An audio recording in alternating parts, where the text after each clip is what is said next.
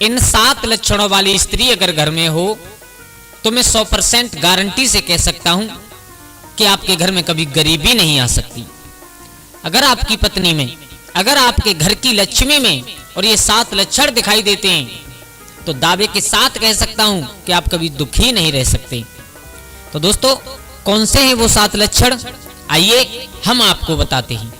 और आपसे मेरा निवेदन है कि अगर आपने वीडियो को खोल ही लिया है तो आपसे हाथ जोड़ करके विनती है कि कृपया वीडियो को सुनकर के ही अब जाएं, और सुनने के बाद और इन लक्षणों को अपनी पत्नी, अपने घर की लक्ष्मी में ढूंढें हैं या नहीं। अगर हैं तो बहुत अच्छी बात है, अगर नहीं है तो कोशिश करें इन लक्षणों पर चलाने की, लक्षणों को ढालने की। उसमें ये मेरा दावा है कि कभी आप दुखी नहीं रह सकते। तो जय श्री राधे दोस्तों, कैसे हैं आप लोग? उम्मीद करता हूं अच्छे ही होंगे। हमारे गजब ज्ञान यूट्यूब चैनल में आपका स्वागत है। अगर आप हमारे चैनल पर नए दर्शक मेहमान बंधु बनकर के आए हैं तो प्लीज हमारे चैनल को सब्सक्राइब जरूर कर लें, क्योंकि हम ऐसी अच्छी अच्छी वीडियो आप लोगों के लिए लेकर के आते रहेंगे और शायद आप लोगों को पसंद भी आती रहे। दोस्तों, आप लोगों का समय ज्यादा बर्बाद ना करते हुए आ जाओ गौर करते हैं कहानी की तरफ कि वो कौन से 7 लक्षण होते हैं स्त्रियों में जो अगर घर में हो तो वो स्त्री नहीं, वो पत्नी नहीं, बल्कि उसे घर की लक्ष्मी कहा जाता है। आ जाओ हम आपको बताएंगे, कहानी के अंत में जरूर बताएंगे। आप लोग जरा गौर से सुनना, तब कोई बात समझ में आएगी। मेरे भैया, किसी नगर में एक राजा निवास करता था। बहुत सुंदर, सुशील, सज्जन स्वभाव का राजा था। एक दिन वो राजा अपने घोड़े पर सवार होकर के, अपने अश्व पर सवार होकर के और कहां जंगल में शिकार खेलने के लिए तरफ चला। तो वो राजा जंगल में शिकार खेलते खेलते और कहीं पर रास्ता भटक गया तो दूसरे नगर में पहुंच गया। और दूसरे नगर में घुसने से पहले उसे एक बगिया मिली दूसरे राजा की। उस बगिया में एक बहुत सुंदर राजकुमारी बैठी हुई थी। उस राजा ने देख करके, उसके स्वरूप को निहार करके, उसके सुंदर शरीर को निहार करके वो राजा दीवाना हो गया और उससे कहा कि आप हमसे शादी कर लीजिए। उस बिटिया ने कहा, हम आपको जानते नहीं, आपके परिवार को जानते नहीं, आप कहाँ के हो ये जानते नहीं, हम आपसे ऐसे कैसे शादी कर लें? अगर आपको शादी करनी है तो हमारे पिताजी से जाकर के बात करो। और ये बात हकीकत है दोस्तों कि अगर बिटिया से शादी करनी है तो उसके पिता से जाके बात करो। तो आज वो राजा और कहां उस बिटिया के बाप के पास पहुंचा। दोस्तों, शायद आप लोगों ने इस कहानी को जरूर सुना होगा, और अगर थोड़ी देर सुनेंगे तो आपकी समझ में भी आएगी कि मैं क्या कहना चाहता हूं। मेरे भैया, जब वो वहां पहुंचा तो उस राजा से कहा है कि हम आपकी बेटी से विवाह करना चाहते हैं। राजा ने पूछा, कौन हो तुम, कहां से आए हो? तो अपना पता बताया कि मेरा ये नगर है, मेरा ये नाम है और मैं वहां का राजा हूं। तो उस राजा ने सोच विचार कर और उस बिटिया का विवाह और उसके साथ कर दिया। अब महाराज और अपनी पत्नी को लेकर के नगर में आए तो अपनी पत्नी से बहुत प्यार करते हैं, बहुत, कितना बताएं आपको, जी जान से बहुत प्यार करते हैं। एक दिन कुछ मंत्रियों को साथ, कुछ सैनिकों को साथ में लेकर के राजा जंगल में शिकार खेलने के लिए फिर गए। तो अब की बार राजा के दिमाग में एक बात आई कि मैं अपनी पत्नी की जांच करूं कि मेरी पत्नी और मुझसे कितना प्यार करती है। मेरे भैया, उस राजा ने और एक अकल निकाली, अपने सिपाही से कहा, सुनिए, महाराज ने एक हिरन मारा और हिरन मारने के बाद उसके खून से अपने कपड़े भिगो दिए और उस मंत्री से कहा है, उस सिपाही से ले जाइए और जाकर के मेरी महारानी को दिखा दीजिए और उनसे एक बात कह दीजिए कि महाराज को तो सिंह ने मार डाला। नौकर कांपने लगा, बोले महाराज क्या कह रहे हो? बोले हाँ, हम सच कह रहे हैं। बोले महाराज, मेरी इतनी कहां औकात जो मैं महारानी के सामने झूठ बोलूं, ऐसा नहीं हो सकता। महाराज ने कहा, सुनिए, महारानी की मानोगे या महाराज की मानोगे? हैं? हम तुम्हें आदेश दे रहे हैं कि ये मेरे वस्त्र हैं, ये हिरन के खून में मैंने भिगो दिए हैं और इन्हें ले जाकर के रानी के पास डाल देना, दिखा देना और उन्हें बता देना कि शिकार करते समय और एक शेर ने तुम्हारे पति को मार डाला और मैं ये कपड़े लेकर के आया हूं। मेरे भैया, आज वो नौकर रोता हुआ, कांपता हुआ डर के मारे कि पता नहीं अगर महारानी को क्रोध आ गया, अगर महारानी को क्रोध आ गया तो कौन सी सजा देंगी मुझे। रोता रोता महारानी के पास पहुंचा, नौकर को रोता हुआ देखा, वो पूछ लिया, कैसे रो रहे हो, बात क्या है, और मेरे पिया कहाँ है, तुम्हारे साथ शिकार खेलने के लिए गए थे। तो आज उस नौकर ने बताया, महारानी गजब हो गया। बोले क्या हो गया? बोले हुआ ये कि महाराज ने एक शेर पर अपना निशाना, सादा निशाना चूक गया और उस शेर ने आकर के महाराज को मार दिया। महाराज को मेरी आंखों के सामने खा गया। महारानी ने आंखें लाल लाल की, बोले बदतमीज, तुझे शर्म महसूस नहीं होती मेरे सामने झूठ बोलने से? हैं? सुन, अगर मेरे पिया को शेर खा जाता तो तू कैसे बच गया? नौकर कांप गया। कांप करके बोला, महारानी मैंने एक पेड़ पर चढ़ करके अपने प्राण बचा लिए मेरे भैया। लेकिन रानी को विश्वास नहीं हो रहा है। महारानी कह रही है तुम पागल मत बनाओ, मेरे पिया की और तुम्हारी कोई साजिश है मुझे बेवकूफ बनाने की। उसी समय उस नौकर ने महाराज के ने जो कपड़े दिए थे खून में सान करके वो निकाल करके महारानी के सामने डाल दिए और कहा, महारानी अगर विश्वास नहीं होता तो पहचानो, पहचानो ये कपड़े किसके हैं। आहा, जैसे ही महारानी ने अपने पिया के कपड़ा दे के खून में लसे हुए मेरे भैया एकदम पछाड़ खा करके जमीन पर गिरी और महारानी की मृत्यु हो गई, मर गई रानी। उधर दूसरे दिन सुबह होते ही महाराज आंगन में लौट करके आए तो क्या देखा कि महारानी मरी पड़ी है। पूरे शहर में, पूरे नगर में शोक की लहर दौड़ गई कि महाराज को सिंह ने मार दिया और महारानी सदमे में मर गई। मेरे भैया राजा लौट करके आए, सभी लोग अचंभित हैं, बोले महाराज आप जिंदा कैसे? अब तो सब लोग नौकर पर घिसियाने लगे, बोले इस बदतमीज की वजह से और ये रानी मारी गई। अब तो महाराज ने भी रानी को देखा, मेरी एक छोटी सी झूठी बात पर और मेरी पत्नी मर गई, कितना प्यार करती थी मुझसे। मेरे भैया बैठे बैठे महाराज रो रहे हैं, अपनी करनी पर पछता रहे हैं। बोले भगवान ऐसी पत्नी जिंदगी में दोबारा कभी नहीं मिलेगी जो मेरी एक छोटी सी झूठी सी बात पर मर गई। रोते रोते रोते रोते काफी समय निकल गया, तभी देखा कि गुरु गोरखनाथ प्रकट हो गए और प्रकट होकर के उन्होंने जमीन में अपना मिट्टी का कमंडल मारा, तोड़ दिया और तोड़ने के बाद में बैठ करके महाराज के पास ही रोने लगे। महाराज ने पूछ लिया तुम क्यों रो रहे हो बाबा जी? बोले मैं इसलिए रो रहा हूं कि मेरा कमंडल टूट गया। बाबा ने पूछा तुम क्यों रो रहे हो? बोले मैं इसलिए रो रहा हूं कि मेरी पत्नी मर गई। बोले पागल है क्या, पत्नी के लिए रो रहा है? राजा ने एकदम अचंभित होकर के कहा क्यों? मैं उसे जान से ज्यादा प्यार करता था और मुझसे वो भी बहुत प्यार करती थी, मेरी एक झूठी सी बात के पीछे मर गई। तो देखो गोरखनाथ महाराज ने और कितनी सुंदर बात कही, सुनिए, अगर तुम मेरा कमंडल बनवा दो तो मैं तुम्हारी पत्नी को जिंदा कर दूंगा। क्या? बोले हाँ। आहा, महाराज ने इतनी बात सुनी, उनके नगर में जितने भी बर्तन, मिट्टी के बर्तन बनाने वाले कारीगर थे सबको बुला लिया और कहा कि उससे मैं आधा राज्य का मालिक बना दूंगा जो इन बाबा जी का कमंडल बना करके देगा। मेरे भैया हजारों कमंडल बना करके तैयार कर दिए, लेकिन गोरखनाथ जैसा कमंडल नहीं बना। अब तो राजा पैरों में बैठ गया, बोले बाबा जी अब हमारी कोई ताकत नहीं है जो हम तुम्हारे लिए कमंडल बना सके। अब तो एक काम कीजिए, आप मेरी पत्नी को जिंदा कर दीजिए। श्रोता बंधुओं, अब क्या हुआ, गोरखनाथ ने और उसकी पत्नी जैसी 1000 स्त्रियां बना करके तैयार की और कहा इनमें से छांट लो तुम्हारी पत्नी कौन है। महाराज ने कहा महाराज मेरे से पहचान नहीं होगी, आप हमें सब दे दीजिए। बोले क्या बड़ा बेईमान है? मेरे भैया गोरखनाथ की माया, सब स्त्रियां तो अंतर ध्यान हो गई, सब वहां से चली गई, सिर्फ महाराज की पत्नी खड़ी की खड़ी रह गई। अब तो महाराज अपनी पत्नी से और ज्यादा प्यार करने लगे। वैसे भी सब कुछ राजपाट भूल चुके थे अपनी पत्नी के प्यार में, अब तो और ज्यादा प्यार करने लगे कि मेरी एक झूठी सी बात के पीछे मेरी पत्नी मर गई, मेरी जैसी पत्नी संसार में किसी दूसरे की नहीं है। महाराज के दिल में विचार आ रहा है। रहते रहते काफी समय व्यतीत हो गया। दोस्तों, महाराज के छोटे भाई थे जिनका नाम था विक्रम, और जब विक्रम ने एक दिन क्या देखा कि जहां पर महाराज के घोड़ा बंधते थे अस्तबल में, घुड़साल में जाकर के देखा तो घोड़ा काफी कमजोर हो चुके थे। विक्रम ने जाकर के नौकरों को बुलाया, क्यों बदतमीज हो, तुम सोते रहते हो हैं? क्या इनको दाना पानी नहीं खिलाते हो, घास नहीं खिलाते हो? ये दिन प्रतिदिन कमजोर क्यों होते चले जा रहे हैं?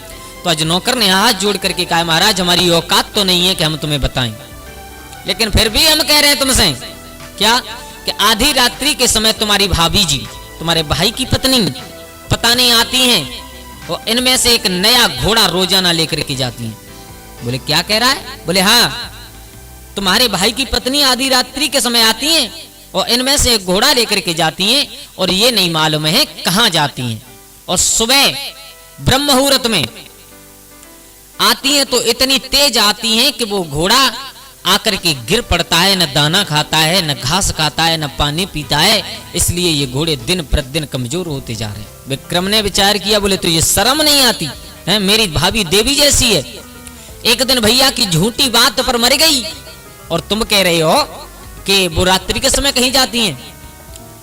एकदम विक्रम के दिमाग में झटका लगा, तो नौकरियों से कहा, ठीक है आज आप लोग जाइए अपने घर, आज इस घुड़साल की रखवाली हम करेंगे। तो खुद नौकर का भेष बना करके और वो विक्रम राजा का छोटा भाई खड़ा हो गया। तो जैसे ही आधी रात्रि हुई, मेरे भैया उसी समय रानी तुरंत महलों से निकल करके घुड़साल में आई और एक घोड़ा चुना जो बहुत फुर्तीला था। उस पर बैठ करके जैसे ही उस अस्तबल में से, जैसे ही उस घुड़साल में से निकालना चाहती हैं, विक्रम सामने खड़ा हो गया। भाभी कहाँ जा रही हो? एकदम पैरों के तले नीचे से जमीन निकल गई, घबरा गई, पसीना आ गया। बात बदल करके बोली, विक्रम देवर तुम आज यहाँ अस्तबल में घुड़साल में क्या कर रहे हो? ये नौकर सारे कहाँ मर गए? विक्रम ने कहा, बात मत बदलो, ये बताओ तुम कहाँ जा रही हो? एकदम रानी कहने लगी, विक्रम मेरे रास्ते में मत आओ वरना तुम्हें फांसी लगवा दूंगी। क्या? बोले हाँ तुम्हें फांसी लगवा दूंगी या तो मेरे रास्ते से हट जाओ। विक्रम ने हाथ जोड़े, बोले भाभी तुम वही हो जो एक दिन भैया की झूठी बात पे मर गई और आज तुम आधी रात्रि में कहां जा रही हो? आहा, जब विक्रम ने नहीं जाने दिया तो आज मन में मलिन होकर के वो स्त्री लौट करके अपने भवन में आई। अब तो विचार कर रही है कि सुबह होते ही ये विक्रम अपने बड़े भाई को बताएगा, तो बड़े भाई को बताएगा तो फिर तो ज्यादा मुसीबत सामने आ जाएगी। तो देखो त्रिया चरित्र फैलाया है उस रानी ने। सिर के बाल खोल लिए, चारपाई से नीचे लेट गई, कपड़े फाड़ लिए और जमीन पर लेटी है। सुबह होते ही जैसे ही महाराज की आंख खुली, बोले रानी तुम जमीन पर क्या कर रही हो? उठो उठो, कैसे लेट गई? बात क्या है, बात बताओ। तो आज रो करके बोली है, सुनिए जो तुम्हारा भाई है, तुम्हें जिसे अपने पुत्र के समान प्यार करते हो, उसने आज हमारी अस्मत पर हाथ डाल दिया है, हमारी इज्जत पर हाथ डाल दिया है। महाराज अब हम इस नगर में नहीं रहेंगे, या तो मर जाएंगे या यहाँ से छोड़ करके चले जाएंगे। महाराज को इतना क्रोध आया। और क्रोध क्यों आया? क्योंकि पत्नी के प्यार में इतने अंधे थे, उन्हें तो केवल वही बात याद थी कि ये मेरी वो पत्नी है जो मेरी एक झूठी सी बात पर मर गई। इतने अंधे थे। विक्रम को बुलवाया, बोले नीच बदतमीज, तू मैंने कभी सोचा नहीं था कि तू इतना गिर जाएगा। तू ये भी नहीं जानता है कि भाभी मां के समान हुआ करती है, हैं? विक्रम समझ गया, बोले भैया इसमें तुम्हारा कुछ दोष नहीं है। भाभी ने त्रिया चरित्र फैला दिया, मुझे ऐसा मालूम पड़ रहा है।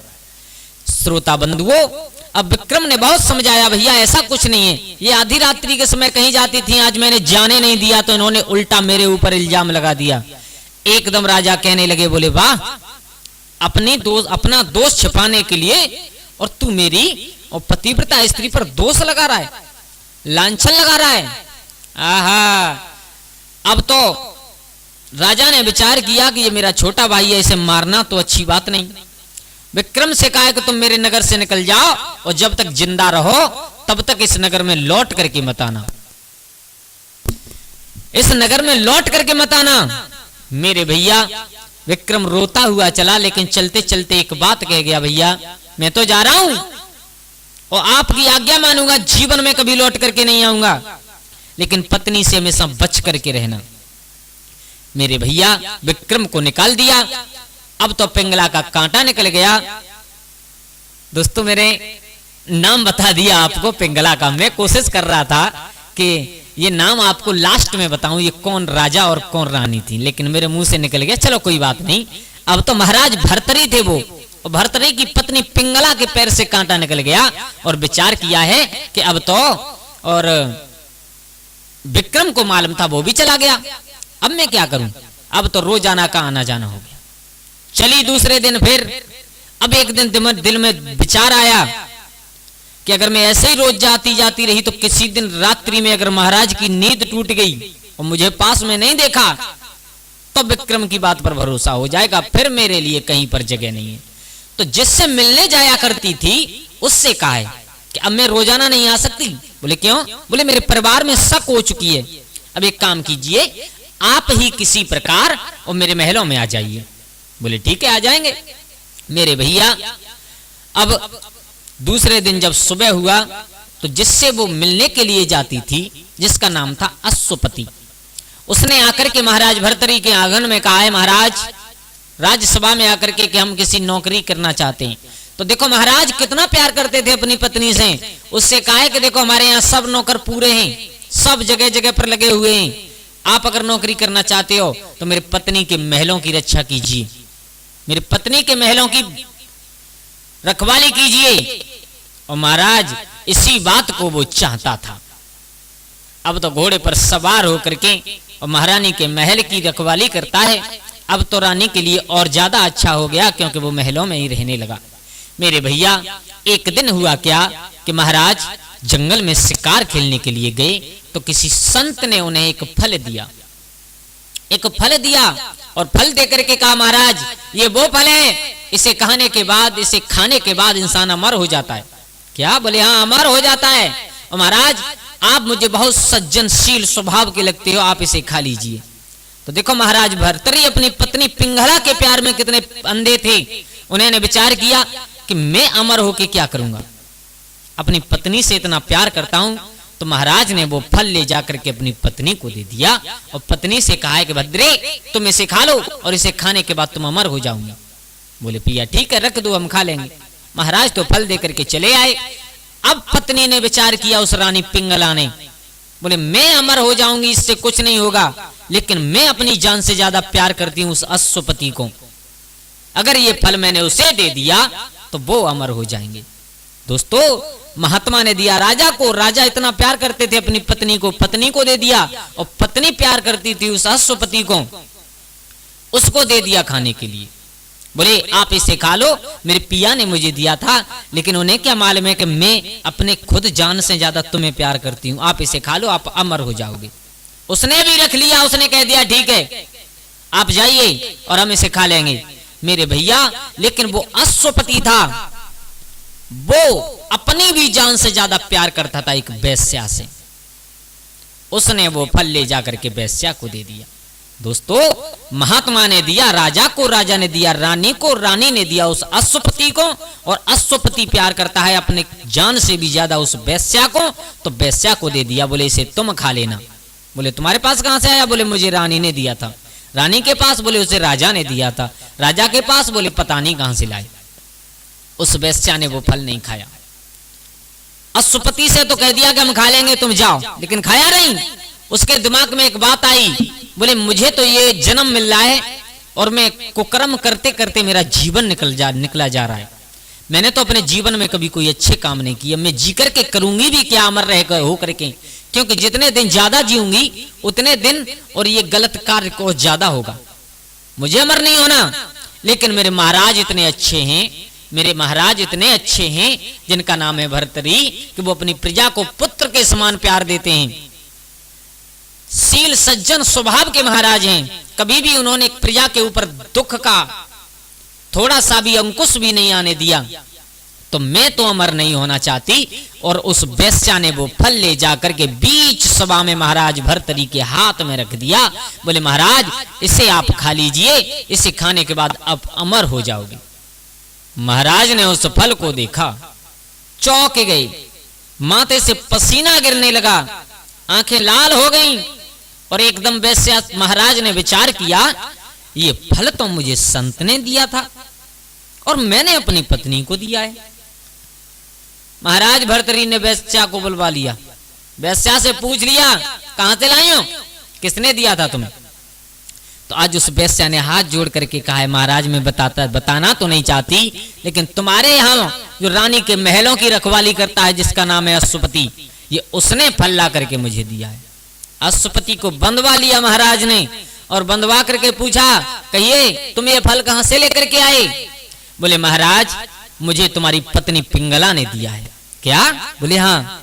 महाराज के होश उड़ गए, पैरों के नीचे से जमीन निकल गई। एक दिन वो था कि मेरी पत्नी और झूठी सी बात के पीछे मर गई, और एक आज वो दिन है कि जिसे मैं अपनी जान से ज्यादा चाहता, जिससे मैंने अमर होने के लिए अपने खुद न खा करके फल दे दिया, आज उसने किसी और को दे दिया। अब याद आई अपने छोटे भाई विक्रम की। बोले भाई तू बिल्कुल सच कहता था। दोस्तों पत्नी के प्यार में बंद करके, पत्नी की बातों में बंद करके कभी भी अपने भाई से नहीं बिगाड़नी चाहिए। क्यों? भाई जैसी चीज संसार में दोबारा नहीं मिलती। पुत्र दोबारा मिल जाएगा, पत्नी 1000 मिल जाएगी, सब रिश्ते मिल जाते हैं, लेकिन मां का जाया भाई कभी संसार में दोबारा नहीं मिलता। दोस्तों महाराज भर्तृहरि को बहुत याद आई अपने भाई विक्रम की। रोते रोते विचार किया वैसे जिंदगी में रहना ही बेकार है इस दुनिया में। महाराज भर्तृहरि वहां से निकल गए तपस्या करने के लिए। दोस्तों त्रिया चरित्र होता है, लेकिन पतिव्रता स्त्री का धर्म क्या होता है? पतिव्रता माताओं का धर्म होता है जिन माताओं में और ये 7 लक्षण दिखाई दें। 7 हमने वीडियो के शुरुआत में आप लोगों से बताया था कि अगर वो 7 लक्षण स्त्री में हो तो वो घर घर नहीं स्वर्ग कहलाता है। सबसे पहला लक्षण होता है कि पति का पत्नी सम्मान करे, अपने पति का सम्मान करें। सम्मान करने का मतलब क्या होता है? वृद्ध रोग बस जड़ धनहीना। गोस्वामी तुलसीदास ने लिखा रामचरितमानस में कि वृद्ध रोग बस जड़ धनहीना, अन्न बधिर क्रोधी अति दीना। चाहे पति बूढ़ा हो, चाहे रोगों के वशीभूत हो, चाहे जड़ हो, चाहे धन से हीन हो, चाहे क्रोधी हो, चाहे अति गरीब हो, अगर ऐसे लक्षणों वाला पति भी होता है तो उसका भी पत्नी को सम्मान करना चाहिए। नंबर दूसरा सास ससुर की सेवा करती हो स्त्री। अपने सास ससुर को अपने माँ बाप की उपाधि दे दे, समझ लो वो घर घर नहीं स्वर्ग कहलाता है। और तीसरा लक्षण कि पूरे परिवार में सुमत बना करके चले, पूरे परिवार में एक सूत से बांध करके चले। चौथा लक्षण जिस समय पत्नी अपने पति को भोजन कराए, पत्नी अपने पति को भोजन कराए तो ऐसा व्यवहार होना चाहिए पति पत्नी के बीच में जैसा एक माँ अपने बेटे को भोजन कराती है। एक माँ अपने बेटे को भोजन कराती है, ऐसा व्यवहार होना चाहिए पति और पत्नी के बीच में। ये लक्षण होता है चौथा। पांचवा लक्षण कौन सा होता है कि जिस समय परिवार के सामने, पांचवा लक्षण होता है कि बहना बन के हंस बतलावे। यानी जिस समय परिवार के सामने पति पत्नी में वार्तालाप होते हो, बातें चलती हो, तो ठीक ऐसा प्यार होना चाहिए जैसे बहन और भाई का प्यार होता है। परिवार के सामने अगर पति पत्नी आपस में बातें कर रहे हो तो ऐसी सज्जनशील स्वभाव की बातें होनी चाहिए कि जैसे बहन और भाई की बातें होती हैं। छठवा है कि सेज रत रंभा सी लहरावे। जिस समय पति की सेज सजाए तो उर्वशी और रंभा की नैया लहराए। और सातवां सबसे अच्छा और सबसे महत्वपूर्ण लक्षण होता है वो ये होता है कि अगर पत्नी दूसरे पराये पुरुष की तरफ देखे, पराये पुरुष की तरफ नजर डाले तो कैसे डाले? गोस्वामी तुलसीदास ने लिखा है रामचरितमानस में कि मध्यम पर पति देखे कैसे, भ्राता पिता पुत्र निज जैसे। जिस समय पराये पुरुष की तरफ नजर डाले तो अगर उम्र में बड़ा है तो बाप की दृष्टि से देखे, अगर उम्र में बराबर है तो भाई की दृष्टि से, और अगर उम्र में छोटा है तो अपने बेटा की दृष्टि से देखे। इन 7 लक्षणों वाली स्त्रियां पतिव्रता हुआ करती हैं। दोस्तों अगर ये लक्षण 7, इन 7 लक्षणों पर चलाने की अगर हमें कोशिश करें, अगर हमारी पत्नी या हमारे घर की लक्ष्मी लक्षणों पर चलने लगे तो समझ लेना घर को स्वर्ग बनने में ज्यादा समय नहीं लगेगा। घर को स्वर्ग बनने में ज्यादा समय नहीं लगेगा। तो दोस्तों यही इस कहानी से हमें सीख मिलती है कि अगर ये 7 लक्षणों पर हम अमल करें और कोशिश करें कि उनको इन लक्षणों पर चलाने की, तो शायद हमारे जीवन में बहुत कुछ मिलेगा। तो दोस्तों कैसी लगी आप लोगों को हमारी ये कहानी? मैं आप लोगों से चैनल को सब्सक्राइब करने के लिए नहीं कहूंगा। क्यों नहीं कहूंगा? क्योंकि अगर आप लोगों को मेरी कहानी अच्छी लगी होगी तो आप अपने आप जरूर सब्सक्राइब करके जाएंगे, सब्सक्राइब करके जाएंगे। क्यों? क्योंकि ऐसी ही हम कहानी आप लोगों के लिए भेजने की कोशिश करेंगे। तो दोस्तों अगर अच्छी लगी हो तो आपकी मर्जी, जो समझो वो करना। तो आज के लिए बस इतना ही। सभी लोग आनंदित रहिए, खुश रहिए। कल फिर मिलते हैं किसी एक नई कहानी, एक नई चर्चा के साथ। तब तक के लिए सभी लोग खुश रहो। जय श्री राधे, जय श्री राम।